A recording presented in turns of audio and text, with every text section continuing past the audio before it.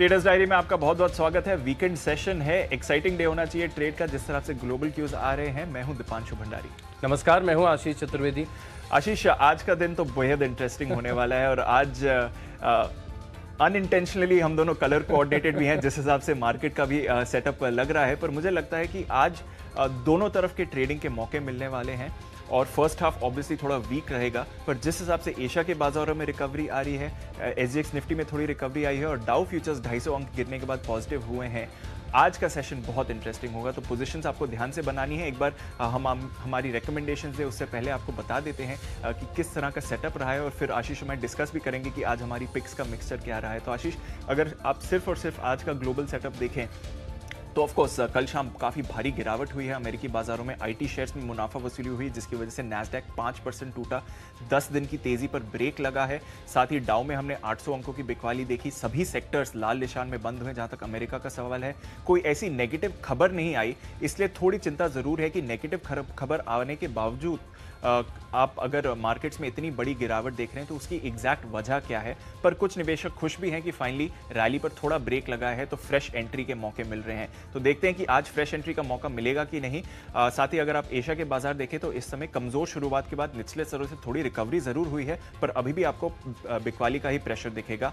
Japan जो पिछले 1 घंटे पहले तकरीबन 1.5% नीचे था, अब 1% नीचे है। हांगकांग में थोड़ा ज्यादा बिकवाली आप देख रहे हैं। एसजीएक्स निफ्टी भी करीब 100 अंक नीचे है इस समय। तो आशीष, इंटरेस्टिंग डे होना चाहिए आज ट्रेड का।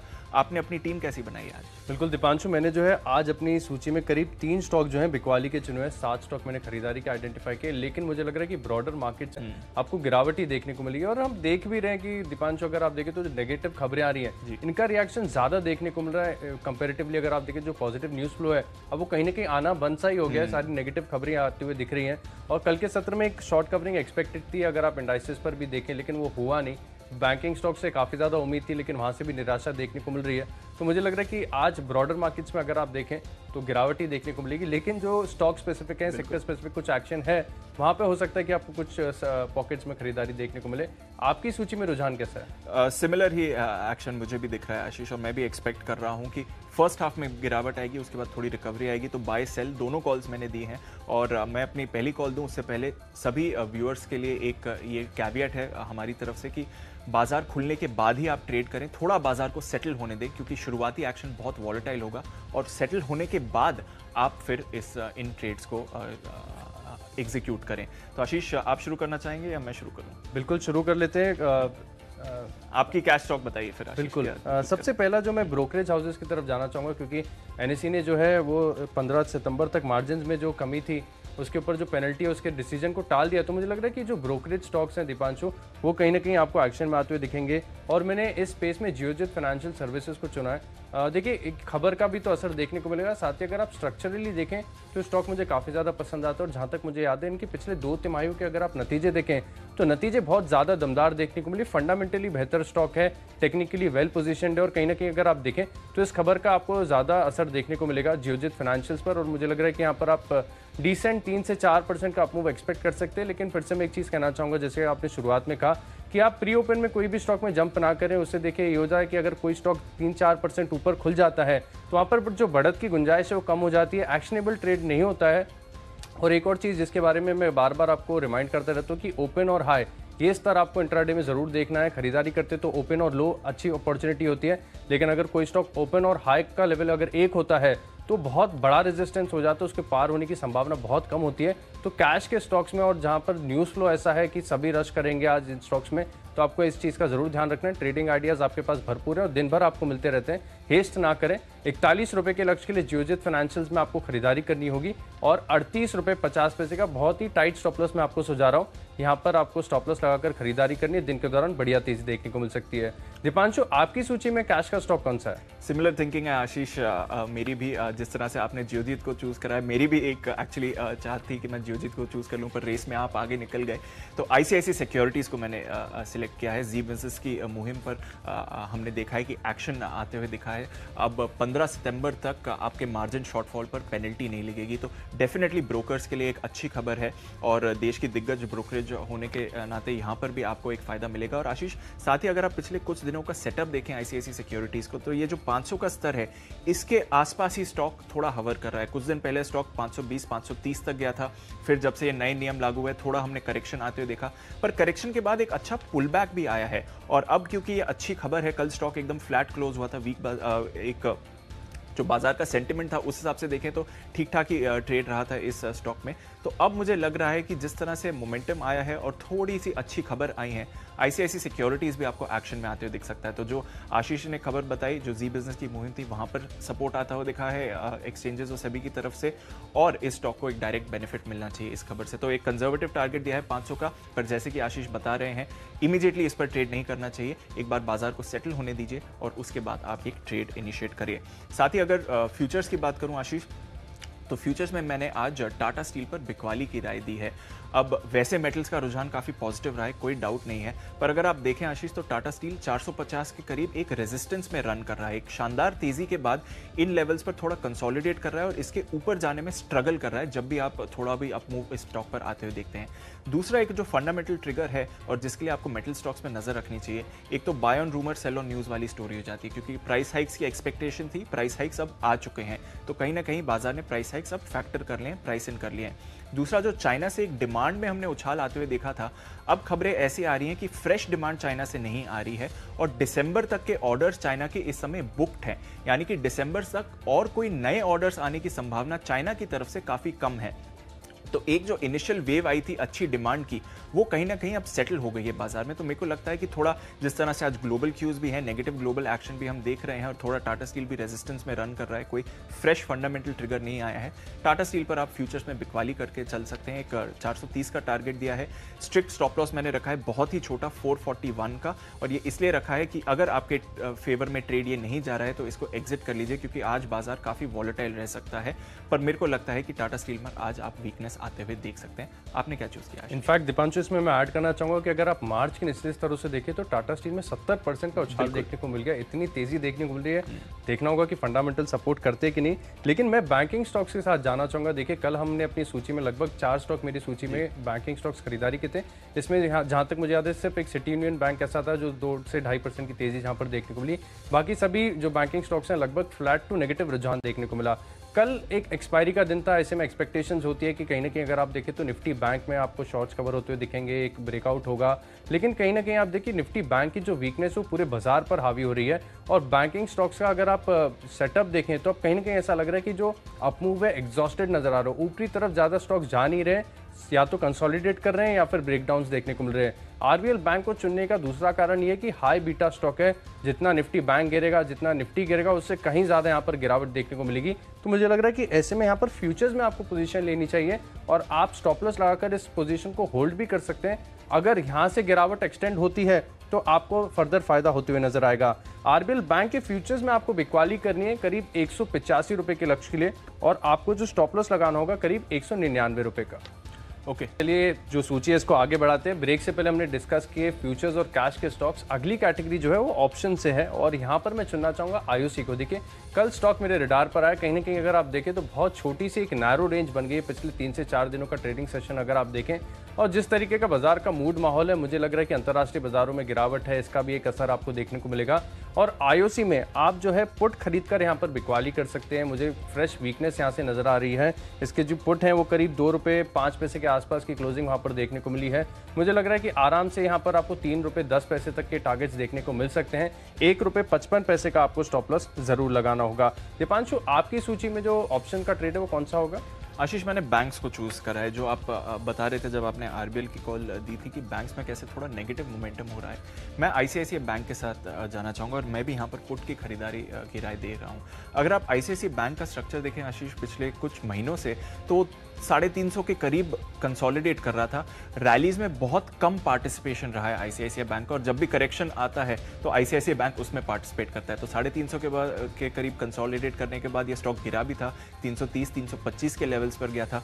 उसके बाद जब हमने देखा कि पिछले कुछ दिनों में बैंक निफ्टी में एक शानदार आउट परफॉर्मेंस रही, तो उसमें आईसीआईसीआई बैंक ने पार्टिसिपेट जरूर करा, पर जैसी रैली बाकी बैंक्स में आई उसके मुकाबले आईसीआईसीआई बैंक में उतना अच्छा एक्शन आपने नहीं देखा था। और अब पिछले कुछ दिनों से वापस जब बैंक्स पे थोड़ा प्रेशर आते हुए दिख रहा है, अंडर परफॉर्मेंस चल रही है, तो मेरे हिसाब से आज शुरुआती सत्र में आपको बैंक्स पे थोड़ा प्रेशर और दिखेगा। इसलिए ये फर्स्ट हाफ का ही ट्रेड है, और एक बार फिर से मैं कह रहा हूँ सेटल होने के बाद ही करें, क्योंकि ऑप्शंस का ट्रेड है। पर मेरे हिसाब से आईसीआईसीआई बैंक की 380 की आप पुट खरीद सकते हैं। कल 14 रुपए के करीब बंद हुई थी। स्टॉप लॉस रखिए एक स्ट्रिक्ट 10 रुपए का, और मेरे हिसाब से टारगेट 25 रुपए का यहाँ पर आना चाहिए, क्योंकि थोड़े वीक लग रहे हैं बैंक्स, और उसमें आईसीआईसीआई बैंक तेजी में पार्टिसिपेट नहीं करता है, गिरावट में आगे रहता है। तो इस हिसाब से आज आईसीआईसीआई बैंक पर भी प्रेशर आना चाहिए। ये है मेरा व्यू। अब अगर आप टेक्नोपिक की बात करें जो आज मैंने चूज करी है, तो वो भी एक फाइनेंशियल शेयर ही चूज करा है आशीष, और ये भी एक सेल कॉल ही है। मन्नापुरम के साथ मैं जाना चाहूंगा। हालांकि कल थोड़ा पॉजिटिव ये स्टॉक जरूर क्लोज हुआ है, बट 190 के पास जब ये स्टॉक ने रैली करा था, वहां से जो शार्प करेक्शन आया है वो शायद अभी भी खत्म नहीं हुआ है, क्योंकि बाजार का फ्रेश कन्विक्शन नहीं आ रहा है। गोल्ड की तेजी पर भी अब ब्रेक लग गया है। 50,000 51,000 के करीब एमसीएक्स पर गोल्ड अब कंसोलिडेट कर रहा है पिछले कुछ दिनों से। वहां पर काफी वॉलेटाइल एक्शन है, पर फ्रेश खरीदारी के ट्रिगर्स नहीं आ रहे हैं। इसके अलावा अगर आप देखें तो परफॉर्मेंस वाइज भी कहीं ना कहीं एक पीक हो गई है। अब फ्रेश ट्रिगर्स का इंतजार है जहां तक मन्नापुरम का सवाल है। तो मेरे हिसाब से आज के वीक सेशन में मन्नापुरम पे थोड़ा और प्रेशर बन सकता है। 148 का मैंने टारगेट रखा है। अगेन एक बहुत ही स्ट्रिक्ट स्टॉप लॉस है 155 का, क्योंकि यहाँ पर आपको रिस्क नहीं लेना चाहिए। दोनों तरफ के ट्रेड होंगे, तो अगर रिकवरी भी होती है सेकेंड हाफ में तो उसको भी शायद फाइनेंशियल सी लीड करें, इसलिए आप थोड़ा ध्यान रखिएगा यहाँ पर। अगर ट्रेड आपके फेवर में नहीं जा रहा है तो एग्जिट करने की के लिए तैयार रहिएगा। पर मेरे हिसाब से बिकवाली का प्रेशर आ सकता है। 154 का क्लोज था कल, 148 का टारगेट रहेगा। आप बताइए आशीष, आपने क्या? दीपांशु, बढ़िया कोइंसिडेंस है। हमारा जो व्यू है आज काफी ज्यादा मैच होते नजर आ रहा है, क्योंकि मैंने भी गोल्ड फाइनेंसिंग कंपनी को चुना है इस सेगमेंट में। अगर आप देखें तो मुथूट फाइनेंस स्टॉक को लगभग एक हफ्ते से मैं ट्रैक कर रहा हूं, और आप देखिए स्ट्रक्चरल वीकनेस बहुत ज्यादा विजिबल है। पहले तो डेली चार्ट पर अगर आप देखेंगे तो इतना पिक्चर परफेक्ट पैटर्न आपको देखने को मिलेगा। हेड एंड शोल्डर्स पैटर्न बना हुआ है, जिस हिसाब से इसका पैटर्न है टारगेट आपको देखने को मिलेगा। मुझे लग रहा है कि फर्दर डाउन साइड काफी ज्यादा नजर आ रही है, जिसके चलते मैं मान रहा हूँ कि यहाँ पर आप जो फ्यूचर्स हैं यहाँ पर बिकवाली कर सकते हैं, और पूरे हो सकता है कि आप सीरीज में अगर आप अपने स्टॉप लॉसेस को ट्रेल करते हुए चलें तो पूरी सीरीज के दौरान आप इसको होल्ड कर सकते हैं, क्योंकि स्ट्रक्चरल वीकनेस बहुत ज्यादा विजिबल है। सारी इंडिकेटर्स यही इशारा कर रहे हैं कि यहाँ से आपको फर्दर एक डाउन साइड देखने को मिलेगी। और पैटर्न तो बहुत सिंपल है, बहुत ईजी। आप हाइट नाप लिख के देख लीजिए उसकी, और जो ड्यूरेशन बना है उसके हिसाब से अगर आप देखेंगे तो काफी नीचे के लक्ष्य यहाँ पर देखने को मिलेंगे। लेकिन इंट्राडे बेसिस पर मुझे लग रहा है, क्योंकि बाजार में वीकनेस है, और आपने भी हाईलाइट करके कहा कि अगर बाजार में गिरावट होती है तो कहीं ना कहीं अगर आप देखें तो बैंकिंग और फाइनेंशियल में ज्यादा आपको गिरावट देखने को मिलेगी, लेकिन रिकवरी भी तेज होगी। इसलिए स्टॉप लॉसेस का आपको जरूर ध्यान में रखना है। मैंने नेकलाइन के आसपास जो स्टॉप लॉस है उसको चुना है। आप हो सकता है कि अगर आप थोड़े से अग्रेसिव ट्रेडर हैं तो थोड़ा और ऊपर का स्टॉप लॉस लगाकर यहाँ पर पोजीशन ले सकते हैं, क्योंकि जो पैटर्न का स्ट्रक्चर है वो काफी ज्यादा कमजोर नजर आ रहा है। 1140 के आसपास की क्लोजिंग है मुथूट फाइनेंस में, और मुझे लग रहा है कि 1100 रुपए के लक्ष्य के लिए आप इंट्राडे में यहाँ पर बिकवाली कर सकते हैं। 1150 का आपको एक स्टॉप लॉस लगाना होगा। इसके साथ अगर आप देखिए तो जो अगली कैटेगरी है वो फंडामेंटल पिक है, और इसमें मैंने थोड़ा सा रिस्की बेट चुना आज। मैं पहले आपको बता देता हूँ, वोडाफोन आइडिया।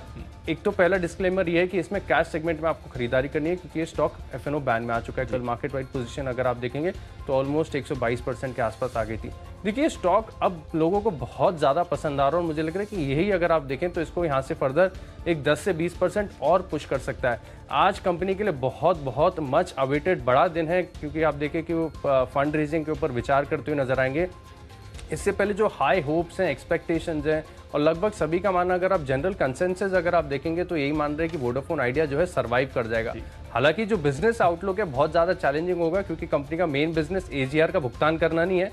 इनका मेन जो बिजनेस है वो टेलीकॉम बिजनेस है। तो यहाँ पर आपको जरूर कॉशियस रहना है कि लॉन्ग टर्म में क्या होगा। लेकिन शॉर्ट टर्म अगर आप देखें तो सेंटिमेंटल इम्पैक्ट है। आपको बहुत सतर्क हाई रिस्क ट्रेडर्स जो हैं कैश में खरीदारी कर सकते हैं। फ्यूचर्स एंड ऑप्शंस को छूना भी इसमें पाप होगा। आईवीज काफ़ी ज़्यादा बड़ी हुई हैं।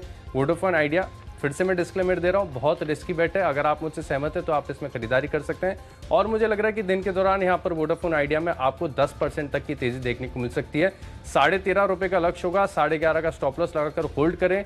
हो सकता है अगर मीटिंग में कुछ बढ़िया है तो स्टॉक यहाँ से तूफान दिखा सकता है। बिल्कुल, तो बाजार का तो चहीता हो गया है ये, जहाँ तक ट्रेड का सवाल है, और दिन में तो दोनों तरफ के मौके मिलते हैं। हालांकि कल तो ऑफकोर्स एक तरफा ही तेजी थी, 30% का उछाल दिखा था। वोडाफोन आइडिया के मुकाबले आशीष मैं रेकमेंड करना चाहूँगा, जो मेरी फंडामेंटल पिक है वो है सीक्वेंट साइंटिफिक का। एक हेल्थ केयर एसोसिएटेड कंपनी है, एनिमल हेल्थ का इनका बहुत बड़ा बिजनेस है, तो एक नीश कारोबार है जिसमें ये एक मार्केट लीडर है। अब इनकी रिसेंटली एक कॉन्फ्रेंस कॉल हुई थी जहां से मैनेजमेंट की तरफ से काफ़ी बुलिश ग्रोथ पर्सपेक्टिव आया था और एक बहुत ही बढ़िया आउटलुक मैनेजमेंट ने दिया था। एनिमल हेल्थ में है और हम जानते हैं, मेरे पास खुद भी एक पेट है, कि जब भी अपने आप पेट की केयर की बात करते हैं तो उसमें आप खर्चे के बारे में 2 बार नहीं सोचते हैं, और स्पेशली जब उनके हेल्थ केयर एसोसिएटेड कॉस्ट होते हैं। तो इनकी एक डेडिकेटेड क्लाइंट बेस है, कॉस्ट कॉन्शियस क्लाइंट बेस नहीं है, और ये बढ़ती जा रही है। बल्कि ऐसी भी खबरें आई हैं कि लॉकडाउन में पेट अडॉप्शंस और लोगों ने पेट्स और ज़्यादा रखे हैं कंपनी के लिए। तो उस हिसाब से अगर आप देखें तो आगे जो इन्होंने आउटलुक दिया है वो काफ़ी स्ट्रॉन्ग है जहाँ तक ग्रोथ आउटलुक का सवाल है। मैनेजमेंट एक्सपेक्ट कर रही है कि आने वाले साल में सेल्स में एक शानदार बढ़त दिखनी चाहिए। वैसे भी स्टॉक एक अच्छा परफॉर्मर रहा है, मार्केट की हाई एक्सपेक्टेशंस है। अगर आज आपको अपॉर्चुनिटी मिलती है डिप पर तो ज़रूर इस पर खरीदारी करनी चाहिए। वैसे तो मैंने एक स्टॉप लॉस लगाया 125 का, बट फंडामेंटली मेरे को बहुत पसंद है ये स्टॉक, और मेरे को लगता है आने वाले कुछ हफ्तों में एक शानदार आउट परफॉर्मेंस दिखा सकता है। वैसे मैंने एक कंजर्वेटिव टारगेट दिया है 140 का, पर मेरा अनुमान है कि आगे जाकर ये स्टॉक और बढ़िया परफॉर्मेंस दे सकता है। तो मेरी तरफ से जो आज की फंडामेंटल पिक है वो है सीक्वेंट साइंटिफिक। साथ ही अगर इन्वेस्टमेंट पिक की बात करें तो इन्वेस्टमेंट के लिहाज से मुझे आज बायोकॉन पसंद है। एक और फार्मा पिक मैंने चूज़ करी, और आशीष आप भी देख रहे होंगे कि पिछले कुछ दिनों से बायोकॉन में एक बेहतरीन मोमेंटम आया है। जब भी इस स्टॉक में मोमेंटम आता है तो ये ज़रूर एक अच्छी तेज़ी दिखाता है। 380 390 के पास इसका सपोर्ट था, वहाँ से स्टॉक ने तेज़ी पकड़ी है।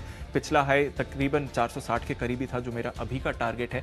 पर मेरे हिसाब से जिस तरह से फंडामेंटल ट्रिगर्स आ रहे हैं, इनके नए प्रोडक्ट लॉन्चेस हो रहे हैं, अप्रूवल्स आ रहे हैं, माइलन के साथ जो पार्टनरशिप है वो अच्छी परफॉर्मेंस दिखा रही है, इनकी जो जो दवाई लॉन्च हुई है रिसेंटली कोरोना के खिलाफ भी, वहाँ पर भी आप अच्छा ट्रैक्शन देख रहे हैं। तो ऑल इन ऑल बहुत बढ़िया ट्रिगर्स हैं, और मेरे हिसाब से ये मोमेंटम बायोकॉन को और ऊपर ले जा सकता है। अगर आप इस प्राइस पर कंफर्टेबल नहीं है तो थोड़ा डिप का इंतजार करें। ये स्टॉक दोनों तरफ के आपको ट्रेड देगा, पर ये होल्ड करके चलिए। 6 महीने में आसानी से जो प्रीवियस हाई है 460 के करीब का, वो तो आते हुए दिखता है, उसके ऊपर भी जा सकता है। आप क्या रिकमेंड करेंगे? दीपांशु, मेरी सूची में इन्वेस्टमेंट के लिए पिक है IFB इंडस्ट्रीज। दरअसल कंपनी अगर आप देखें तो होम अप्लायंसेस बनाती है, एयर कंडीशनर्स की कॉन्ट्रैक्ट मैन्युफैक्चरिंग करती है, और ये पूरा स्पेस मुझे काफ़ी ज़्यादा पसंद आ रहा है। निवेश के लिहाज से अगर आप देखें तो डिक्सन टेक कमाल कर दिया स्टॉक ने। अगर पिछले 1 साल में अगर आप देखें तो बहुत बढ़िया एक्सपोनेंशियल रिटर्न यहाँ पर देते हुए नजर आए।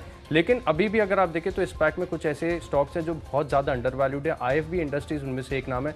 केवल 1960 करोड़ का मार्केट कैप है। जिस तरीके का सेटअप है, टेक्निकली अगर आप देखें, फंडामेंटली पोजीशनिंग बहुत बेहतरीन है। अगर इस स्टॉक को आप 1 साल का समय दें, थोड़ा सा डिसिप्लिन दिखाएं, तो हो सकता है कि यहाँ से आपको 40 से 50% तक रिटर्न्स देखने को मिले। 483 के आसपास की क्लोजिंग है। 700 रुपये तक का आपको लक्ष्य ध्यान में रखना है, 1 साल के लिए होल्ड करना है। बेहतरीन रिटर्न ये स्टॉक दे सकता है। जो अगली कैटेगरी है वो है खबरों के दम पर, जहां पर एक्शन देखने को मिल सकता है, और इस लिहाज से मैंने KC इंटरनेशनल को चुना है। 2 कारण है। स्टॉक लगातार अपने हाइस जो ब्रेक करते हुए नजर आ रहा है, मोमेंटम काफी ज्यादा स्ट्रांग है, और RSI अभी फिलहाल ये इंडिकेट कर रहा है कि फर्दर एक हेडरूम है यहाँ से बढ़त का। खबर ये है कि अगर आप देखें तो कंपनी को करीब 1400 करोड़ के जो नए ऑर्डर्स हैं मिलते हुए नजर आएंगे। खबर ऐसी है कि लोग काफ़ी जंप करेंगे इसमें। देखिए, बहुत सिंपल खबर है अंडरस्टैंड करने के लिए।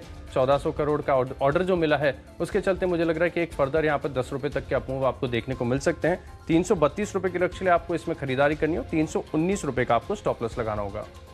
आशीष, मुझे खबरों के दम पर आज यूनाइटेड स्पिरिट्स पसंद है। ये मैंने कल भी रेकमेंड किया था, मेरी फंडामेंटल पिक थी। तो अगर कल किसी ने रेकमेंडेशन के बेसिस पर लिया है और कल टारगेट भी आ गया था, अगर आपने बुक नहीं करा है तो इसे आप होल्ड करके चलिए। पर आज खबरों का एक्शन भी दिखेगा, क्योंकि अब दिल्ली सरकार ने 9 सितंबर से बार्स पब्स को खोलने की मंजूरी दे दी है। तो कल भी हमने पॉजिटिव मोमेंटम देखा। उतना ज़्यादा इसने अच्छा परफॉर्म नहीं किया है जहाँ अगर आप इसके बाकी पेयर से कंपेयर करें। और अब क्योंकि एक अच्छी खबरों का भी ट्रिगर आ रहा है, मेरे हिसाब से आज भी ये स्टॉक मोमेंटम दिखा सकता है। तो जिन्होंने फंडामेंटल बेसिस पर लिया है वो होल्ड करें, और भी बढ़िया टारगेट्स आएंगे। स्टॉप लॉस थोड़ा ट्रेल करते रहिए। बट आज के ट्रेडिंग सेशन में भी मेरे को अच्छा लग रहा है। अगर ओपनिंग पर डिप मिले तो फ्रेश खरीदारी का भी मौका मिल सकता है, जहां तक यूनाइटेड स्पिरिट्स का सवाल है। अब आशीष मैं आपको बता देता हूं कि मेरे जो 3 माय चॉइस शेयर्स हैं वो कौन से हैं। सबसे पहले मैंने चूज करा है मोतीलाल ओसवाल। जो हम बात कर रहे थे आईसीआईसीआई सिक्योरिटीज जियोजीत के लिए जो ट्रिगर्स हैं, सिमिलर ट्रिगर्स मोतीलाल ओसवाल के लिए भी रहेंगे। शानदार ब्रोकर्स का फ्रेंचाइजी नेटवर्क है और ऑफ कोर्स जो जी बिजनेस की मुहिम पर एक्शन हमने आते हुए देखा है, कैश मार्केट या एफएनओ के मार्जिन पर आपको पेनल्टी नहीं देनी पड़ेगी डीले पर 15 सितंबर तक, उसका फायदा मोतीलाल ओसवाल को डायरेक्टली होगा। तो 703 का मेरा लक्ष्य रहेगा। मेरे हिसाब से मोमेंटम यहाँ पर बढ़िया है। साथ ही मैंने चूज करा है डॉक्टर रेड्डीज को। आशीष, मोमेंटम इसमें बरकरार है। हम पिछले कुछ दिनों से बढ़िया एक्शन देख रहे हैं, खबरों के दम पर भी एक्शन है, कुछ नए प्रोडक्ट लॉन्चेस हुए हैं और इनका एक लीगल केस अटका हुआ है जो आने वाले कुछ दिनों में रिजॉल्व हो जाएगा। तो उसका भी एक फ्रेश अपसाइड ट्रिगर इन्हें आते हुए दिखेगा। 4510 का मेरा यहाँ पर टारगेट रहेगा। और तीसरी जो मेरी माय चॉइस पिक है वो है अलेम्बिक लिमिटेड। ऑलरेडी बढ़िया एक्शन हुआ है, तो आज अगर आपको डिप मिलता है ओपनिंग पर तो अच्छा खरीदारी का मौका रहेगा। थोड़ा डीप स्टॉप लॉस रखना चाहे तो रख सकते हैं। मैंने एक टाइट स्टॉप लॉस रेकमेंड करा है ट्रेडिंग के बेसिस पर अगर थोड़ा और गिरता है तो खरीदारी का मौका होगा। प्रमोटर्स ने पिछले हफ्ते यहाँ पे तकरीबन 3.25 लाख शेयर्स खरीदे थे, तो एक फ्रेश ट्रिगर वहां से भी आते हुए दिख सकता है। तो अलेम्बिक, डॉक्टर रेड्डीज और मोतीलाल ओसवाल मेरे 3 माय चॉइस शेयर्स रहेंगे। आशीष, इस कैटेगरी में हम सबसे पहले फार्मा स्टॉक के साथ जाना चाहूंगा, ग्लेनमार्क फार्मा, लेकिन एक कंडीशनल ट्रेड होगा। 492 अगर पार करता है फ्यूचर्स में, अगर आप देखिए थोड़ा सस्टेन करता है तब आप यहां पर तेजी करिए। फिर मुझे लग रहा है कि स्टॉक का अगला जो रेजिस्टेंस है 505 रुपए के आसपास है, तो वहां तक के लक्ष्य होंगे। लेकिन आपको जो स्टॉप लॉस है वो जरूर ध्यान में रखना होगा। 480 का कंडीशनल कॉल है, ये ध्यान में रखना होगा। क्रॉम्पटन ग्रीव्स कंज्यूमर इलेक्ट्रिकल्स, पूरा स्पेस में अगर आप देखें तो एक्शन काफी ज्यादा देखने को मिल रहा है। कल अच्छे वॉल्यूम्स के साथ कमजोर बाजार में भी यहाँ पर खरीदारी देखने को मिली थी, तो मुझे लग रहा है कि अगर आज फर्दर गिरावट के बाद बाजार में अगर रिकवरी आती है तो सीजी कंज्यूमर एक ऐसा स्टॉक हो सकता है जहां पर आपको एक बढ़िया ब्रेकआउट देखने को मिलेगा। 275 रुपए के लक्ष्य लिए आप यहाँ पर खरीदारी करेंगे और केवल 6 रुपए नीचे 260 रुपए का आप स्टॉप लॉस लगाना होगा। मेटल स्टॉक्स पर मेरा भी व्यू अब थोड़ा सा बेरिश नजर आ रहा है। मार्च के बाद काफी ज्यादा रिकवरी देखने को मिली है, लेकिन आज जो ग्लोबल सेटअप कमजोर है जिसके चलते मुझे लग रहा है कि मेटल स्टॉक्स में आपको वीकनेस देखने को मिलेगी। जेएसडब्ल्यू स्टील में बिकवाली करनी होगी। फ्यूचर सेगमेंट में 285 रुपए का लक्ष्य होगा और केवल 7-8 रुपए ऊपर आप एक स्टॉप लॉस प्लेस कर सकते हैं। मुझे लग रहा है कि यहाँ पर काफी ज्यादा गिरावट देखने को मिलेगी। तो चलिए, ये तो रहे आशीष और मेरी तरफ से 20 दमदार आइडियाज़। आपको एक बार इन सारे आइडियाज़ का रिकैप दे देते हैं। शुरुआत में करना चाहूँगा और शुरुआत में करूँ उससे पहले एक कंडीशन है, आज मार्केट्स को सेटल होने दें और फिर ये सारे ट्रेड्स इनिशिएट करें। मेरी सबसे पहले रिकमेंडेशन आज के लिए रहेगी आईसीआईसीआई सिक्योरिटीज़। 15 सितंबर तक मार्जिन डीले में पेनल्टी नहीं लगने वाली है। जी बिजनेस की मुहिम थी, उसका असर आप आईसीआईसीआई सिक्योरिटीज़ पर पॉजिटिव तरफ से देखेंगे। 500 का टारगेट रहेगा। टाटा स्टील, यहाँ पर आप बिकवाली करके चलिए। 430 रुपये के टारगेट के साथ थोड़ा मोमेंटम यहाँ पर टूटता हुआ दिख रहा है और अब डिमांड भी पीक हो गई है आने वाले कुछ महीनों के लिए। आईसीआईसीआई बैंक, यहाँ पर भी नजर रखिए, नेगेटिव एक्शन आपको आते हुए दिख सकता है, इसलिए पुट की खरीदारी रहेगी। ऑप्शन ट्रेड में 380 का पुट खरीदिए, 25 का लक्ष्य रहेगा। मनापुरम, यहाँ पर भी बिकवाली का दबाव आ सकता है। जिस तरह से फाइनेंशियल्स थोड़े वीक लग रहे हैं आज के लिए, 148 के टारगेट के साथ मनापुरम फाइनेंस के फ्यूचर्स को बेचिए। सीक्वेंस साइंटिफिक, ये रहेगी मेरी फंडा पिक। आउटलुक बहुत अच्छा लग रहा है, मैनेजमेंट कमेंट्री काफी पॉजिटिव रही है। आने वाले समय में 140 का टारगेट आराम से स्टॉक पर आ सकता है। इन्वेस्टमेंट के लिहाज से मुझे बायोकॉन पसंद है। थोड़े डिप का इंतजार करें, 6 महीने के लिए होल्ड करें। पिछला हाई जो 460 के करीब का है, वहां पर आपको स्टॉक आसानी से जाते हुए दिख सकता है। यूनाइटेड स्पिरिट्स, खबरों के दम पर यहां पर एक्शन दिखेगा। दिल्ली सरकार ने अब सितंबर 9 से बार्स और पब्स को खोलने की मंजूरी दे दी है। 595 का टारगेट रखिए। मोतीलाल ओसवाल, ब्रोकर्स को फायदा होने वाला है, मोतीलाल ओसवाल पर नजर रखिए। 703 का मेरा लक्ष्य रहेगा खरीदारी। डॉक्टर रेड्डीज, मोमेंटम काफी स्ट्रॉन्ग है, 4510 के टारगेट के साथ खरीदारी करिए। और फाइनली अलेम्बिक लिमिटेड, यहाँ पे भी अच्छा मोमेंटम रहा है और साथ ही प्रमोटर्स ने भी पिछले हफ्ते खरीदारी करी है। 99.5 का टारगेट रहेगा। और इन सभी स्टॉक्स में मेरा जो बेस्ट इन्वेस्टमेंट पिक है वो है सीक्वेंट साइंटिफिक। मेरा हाई कन्विक्शन इस स्टॉक में रहेगा। आने वाले कुछ हफ्तों में अच्छी परफॉर्मेंस आपको सीक्वेंट दिखा सकता है। तो चलिए, कैश सेगमेंट से मैंने चुना है जियोजीत फाइनेंशियल सर्विस को। बढ़िया यहाँ पर तेजी देखने को मिल सकती है। 41 रुपए के लक्ष्य के लिए आप यहाँ पर खरीदारी करेंगे। बैंकिंग स्टॉक्स में अगर आप देखें तो वीकनेस साफ नजर आ रही है। आरबीएल बैंक के फ्यूचर्स बेचेंगे करीब 185 रुपए के लक्ष्य के लिए। और ऑप्शंस में आपको खरीदना है आईओसी का 82 रुपीज का पुट ऑप्शन खरीदना है 3 रुपए 10 पैसे के लक्ष्य के लिए। और टेक्निकली अगर आप देखें तो मुथूट फाइनेंस मुझे काफी ज्यादा कमजोर नजर आ रहा है। हेड एंड शोल्डर्स पैटर्न बना हुआ है, यहाँ पर अगर ब्रेकडाउन होता है तो फर्दर वीकनेस आपको देखने को मिलेगी। हाई रिस्क आइडिया है, कैश सेगमेंट में खरीदना है वोडाफोन आइडिया। यहाँ पर दिन के दौरान 10% तक के मूव्स देखने को मिल सकते हैं। और निवेश के लिहाज से अगर आप देखें तो आईएफबी इंडस्ट्रीज बेहतरीन कंपनी है, अच्छे फंडामेंटल्स है और अगर आप देखें तो ग्रोथ के ट्रिगर्स काफी ज्यादा विजिबल हैं। ये स्टॉक आगे आने वाले समय में 40% तक के रिटर्न्स आपको दे सकता है। 1 साल के लिए होल्ड करना होगा। खबरों में है केईसी इंटरनेशनल कंपनी को 1400 करोड़ का ऑर्डर मिला है और ग्लेनमार्क फ्यूचर्स में एक कंडीशनल ट्रेड करना है। 492 के ऊपर ये स्टॉक अगर टिकता है तो यहाँ से फर्दर एक अपसाइड देखने को मिलेगी। ये स्टॉक फिर 505 रुपए तक जा सकता है। सीजी कंज्यूमर में कल अगर आप देखें तो कहीं ना कहीं बाजार की गिरावट के बाद भी अच्छे वॉल्यूम्स के साथ हल्की सी खरीदारी देखने को मिली। मुझे लग रहा है कि स्टॉक में एक ब्रेकआउट ड्यू है। और जेएसडब्ल्यू स्टील अगर आप देखें तो ग्लोबल सेटअप कमजोर है, जिसके चलते आप यहाँ पर फ्यूचर्स में बिकवाली कर सकते हैं।